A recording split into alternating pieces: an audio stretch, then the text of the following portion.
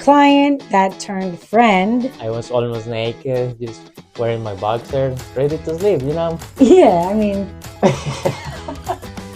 Her eyes got me.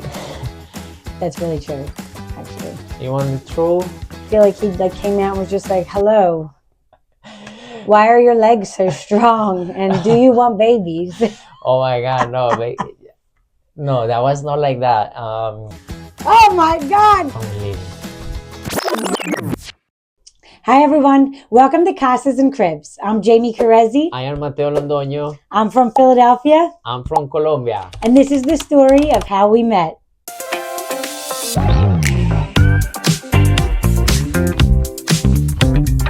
How did you meet and what were your first impressions of each other? Okay. You start. Okay. Are you staying? I'm leaving. How did we meet and what were our first impressions of each other? Client that turned friend who was married to a guy from Colombia. They became friends that were family, repeat clients. They got in the coffee business in Colombia and they invited us to go with them for a long time. They kept asking, come visit. Finally, I remember that was January 2nd. I decided to go with my sister and my brother-in-law. We went to Colombia for 3 weeks. I just came from a trip in Mexico. So I was, I don't know, ready to sleep. I was almost naked, just wearing my boxers, ready to sleep, you know? Use your phone before bed. Mutual friend of ours, Sebastian, one of my best friends, sent a text. told me like if I wanted Come hang out with some Americans, I think. these people from the United States. We met at a Spanish restaurant in Pereira, Colombia. I remember to go there, see Rina, see Sebastian. Everyone that they introduced me to or us to. I say hi to everyone, nice to meet you. Mateo, I found out, was the best man in Rina and Sebastian's wedding. That's who I was in Colombia with. And he was Sebastian's best friend growing up. So immediately I felt very safe. That was sweet. I remember like start raining. I give my sweater to Jamie. Then we decided to go to a bar, all of us together. We knew that they were good people. We were in good hands. We have a couple of drinks with Alejandro. We did chat. We took our first picture, Jamie and I. I knew he was a good guy. To be honest, we didn't talk too much, Jamie and I. Like straight questions, like conversation just with her. I don't remember it. I did hear great things about him. But I like no expectations, like. But no expectations. I had no expectations whatsoever. I don't know what was happening. I don't know if Jamie was married to Alejandro or Anna, but that was fine. It was great to have chats with Alejandro, to share with all of them. So that was a good day. So I remember after this first day, I was working in a mall. They were drinking. They were having some cocktails in a place close to my job. So they invited me again. So I went there. I got an invitation to go to Cartagena from them. Marina, Sebastian, they wanted me to go to Cartagena, which is like a city. He followed me to Cartagena.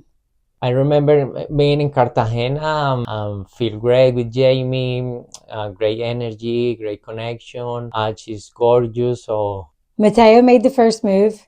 her eyes got me. That's really true, actually. It was magical because it's a lovely city for first dates, for people who is just meeting. Once we're in Cartagena, maybe we have different versions of what happened, but I would say Mateo made the first move, and it was a bold move. He skipped work and met us in Cartagena. It was. I know it's just like we don't have to make the first move. It's just like everything is going with the flow, but in a very good way. And the rest was history. I don't know. It was just the energy we felt being next to each other. It was something I'm so glad he said yes to. Real estate based, I think. We were having cocktails near his job. He met us after work. It was like the first conversation. I feel like the first night we didn't really converse much. So I would say that second night, there was definitely a vibe or an energy. And I think that it started with real estate. It was sparse. It was like a group conversation. Do you think? First conversation? Yes, I think like even we were in group, or I was talking to her, and maybe because the music I was talking to her ear. The And then first. Cartagena, the first conversation in Cartagena, that was a totally different story. Once he got to Cartagena, I was out in the pool, not the pool, I was in the ocean in a tube. And I mean, yes, we were drinking, but I feel like he like came out and was just like, hello, why are your legs so strong? And do you want babies? Oh my God, no, no, that was not like that. I remember from the first day I met her until Cartagena, that everything happened in 1 week. When I went to Cartagena, she was in the ocean Yeah. or sea. Same thing. Okay, same thing. She was laying down in that thing. In a tube. Okay, and I remember I started making questions, normal questions. What do you do for a living? What are your hobbies, family, what your tattoos mean? At some point, I remember I asked her, you want to have babies or something? I don't know what did she think about my question, but about the strong legs, I remember I asked it, but not in the ocean. But yes, at some point, I was like, oh my God, those legs, like you work out or what is it? Like they are strong, they are, and I like to see calves. He thinks people in the US have wildly strong calves. Oh my God, yes, even there are skinny people with strong. Are you saying I'm not skinny? No, no, no, no, no. I'm just making the comment. I mean, on shape, good looking calves. Mateo's the calves guy. Yeah, I don't have them, but I like to see them. I admire them. When did you realize this could be something serious? Okay. She went to Colombia for the first time that we met and everything. Like the energy around us was very good. Like we feel comfortable with each other. We feel like that could be something, but you never know. We are in different countries. You never know what is going to happen. However, it was lovely to meet Jamie, to be around her, feel her energy and everything. Once she left,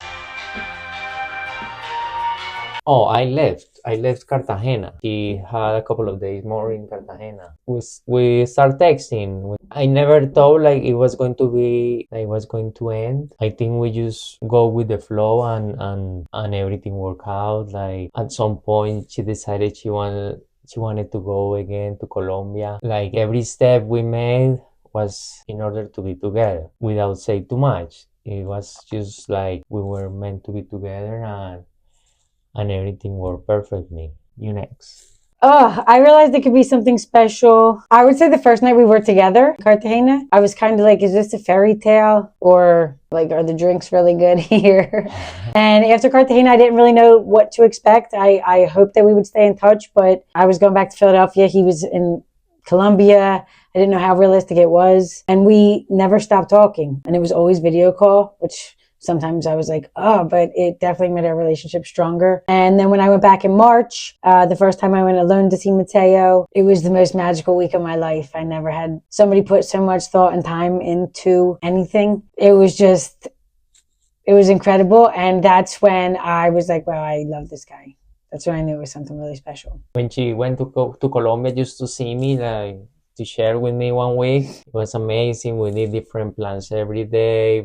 Yeah. Because she loves landscapes.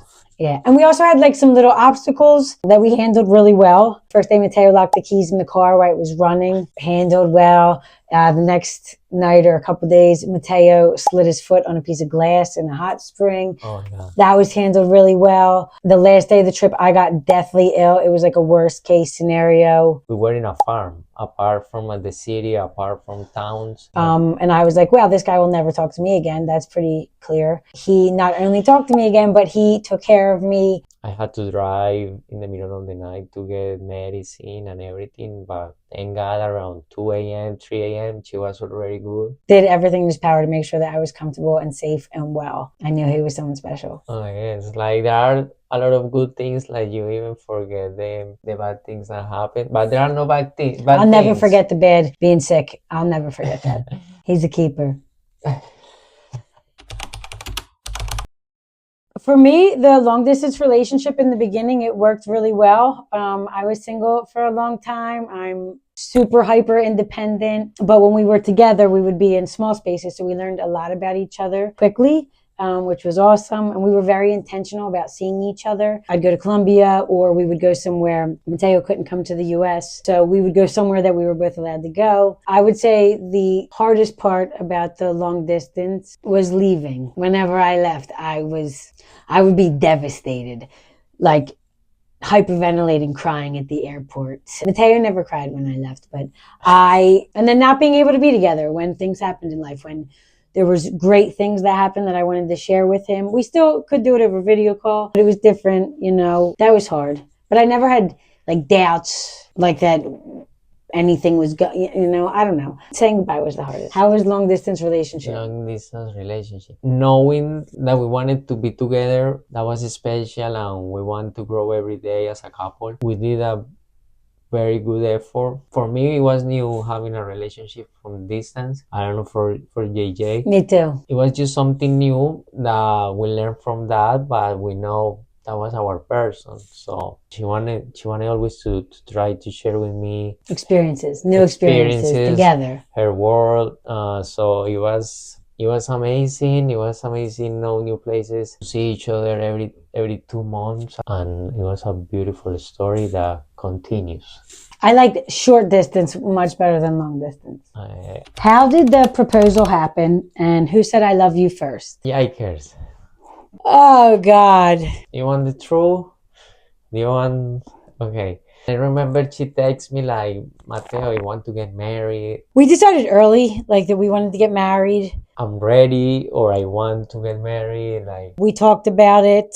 She had no doubts, like, she wanted to share her life with me. So that was like the first idea of that. Then I remember we were in Medellin, in Guatapé. Top of this magical mountain with this incredible landscape. And I had the ring.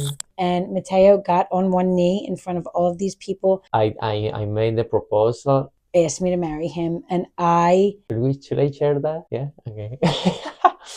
So I made the proposal. I panicked. I just was like, get up right now. Put that away and get up right now. She was not ready. Maybe, I don't know, the people around or... His friends were there. He had a couple that was there, friends of his. And from their reaction and reaction of people around us, I was mortified. I felt horrible, but She was shy or... not ready for that. And I... not sure about it. Just felt so foolish and stupid afterwards. She was so sorry about it, but I say... And Mateo... it's okay. Like, I don't feel bad. Was so cool about it and easygoing. He was like, chill. Like, I do not care at all. It wasn't the right time for you. And I was like, and it wasn't the right ring for me. It didn't go as planned, but you don't have to be sorry about it. So I felt like we just had some more things to get to know about each other. And... because you are honest, you are real. It's on video. My God, I have to relive it when I watch it. I try not to watch it, but yikes, it was rough. When I made the proposal, we were going to get married in Colombia. She wanted to marry me, We were going to get married in Colombia in order to start the visa process for me, because I didn't have a visa by the time. So everything was ready, all the documents. And then last minute, I decided to talk to an immigration attorney, and we decided... I don't know how we decided. That wouldn't be the right move. The best move was to get engaged and get married in the US on a K-1 visa. As a fiancé, a K-1 visa. And then get married here in the United States. It worked perfectly. Once I got the visa, once I'm in the United States, we had the opportunity to go to Las Vegas, musical festival with some friends. Which led to a second time. And I did say to him, like, hey, I want to be proposed to again. But in a date night with her. And in front of little Paris. With a different ring. I proposed to her to be my wife. With a beautiful ring that is perfectly me. He asked me to be his wife, and I said yes. And everything worked out perfectly. Who said I love you first? To be honest, I'm not sure. I will say Jamie.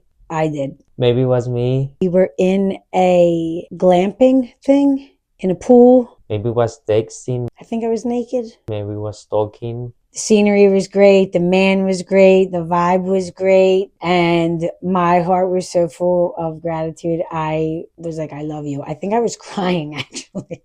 But to be honest, I don't remember that part. I think he said I love you back. I don't really remember that part. How do we decide to do the K-1 visa process?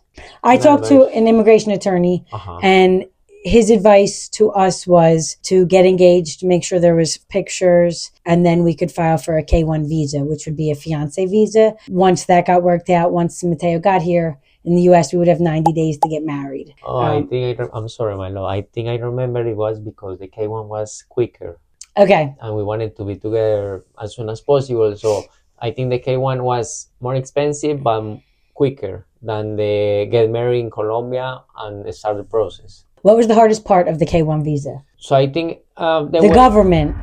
the wait time, you have to wait, right? But it's something hard because you are a part of that person, even we having vacation and seeing each other during the process. Like the uncertainty of it all is very difficult. But once it got approved, the process, everything is, I will say, quick.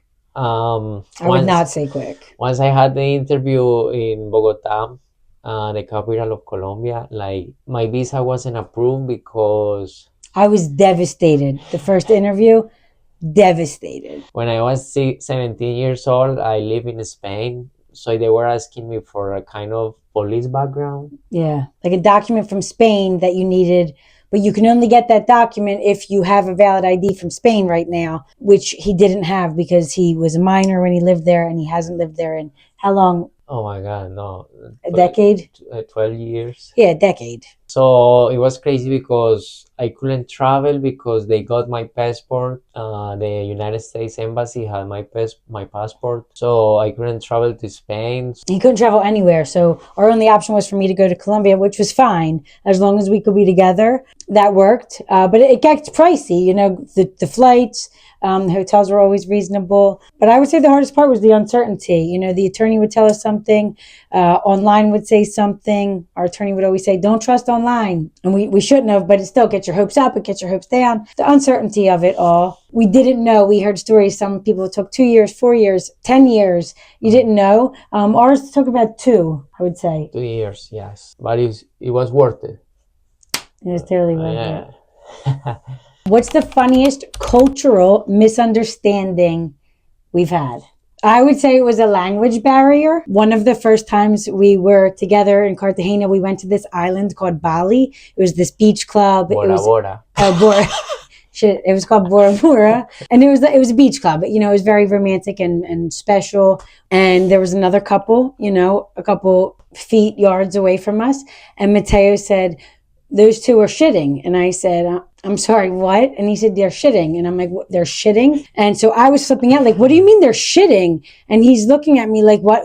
Like, chill out. It's okay. Like, do you know them? I'm like, I don't need to know them. They're shitting. And he was saying cheating, but it was coming off as shitting. So I kept being like, they're shitting right there. And he's like, who cares? We don't know them. And I was like, it doesn't matter if we know them. They're shitting. And he was like, people shit all the time. And I was like, oh my God, this is really something. Colombian people are fucked up.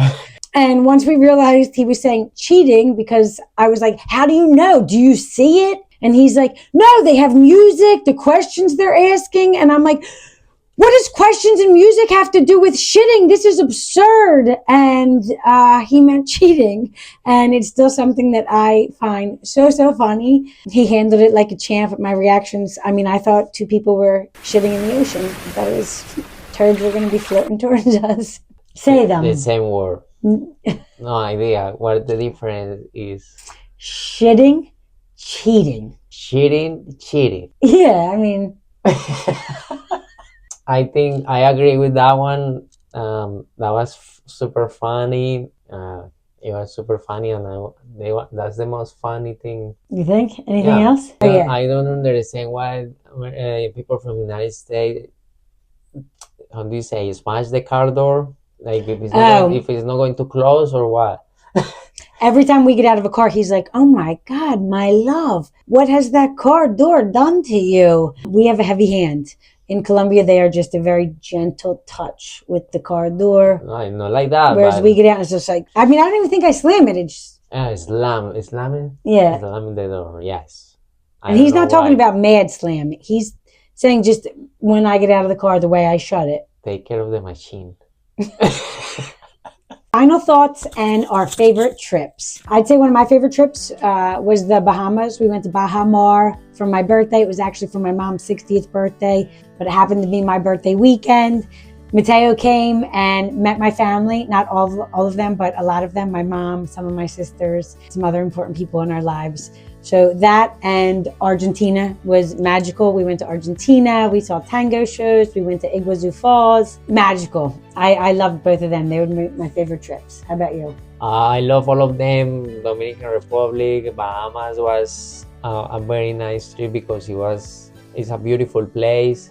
Argentina, I love Argentina. The food, we went to the soccer stadium. The soccer stadium was amazing. To see Boca Juniors. It reminded me of the Philadelphia Eagles games. Mexico. Oh, Mexico. Mexico is my favorite. Yeah, Mexico is my favorite too. We had an incredible time in Mexico. I have a tattoo from Mexico.